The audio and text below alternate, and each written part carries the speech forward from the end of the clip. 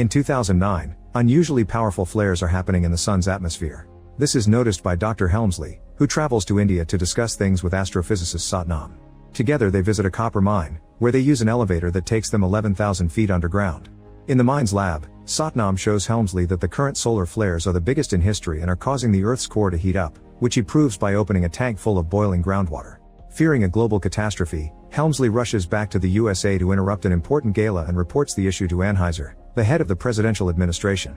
6 months later in 2010, US President Wilson tells the G8 summit about the upcoming end of the world. The information doesn't reach the general public, but the most powerful people in the world start making plans. In the Tibetan Valley, they start building large ark ships for the elite chosen ones, but they tell the locals that they're building a dam. They relocate anyone that can't work and only people with certain skills are allowed to stay. In 2011, the ark tickets are being sold to the elite for €1 billion each. In the Louvre, Wilson's daughter Laura meets with the museum director to replace the Mona Lisa with a fake one and protect it from fanatics. In 2012, the general public still doesn't know the truth, but newscasts begin talking about the Mayan calendar and how many people believe the end of the world is coming, to the point where they're self-deleting in groups. Cracks are appearing on the streets of California, but nobody takes them seriously, blaming them on a mini-quake. At the harbor, the passengers of a cruise are alarmed when the ship sinks a bit in the water.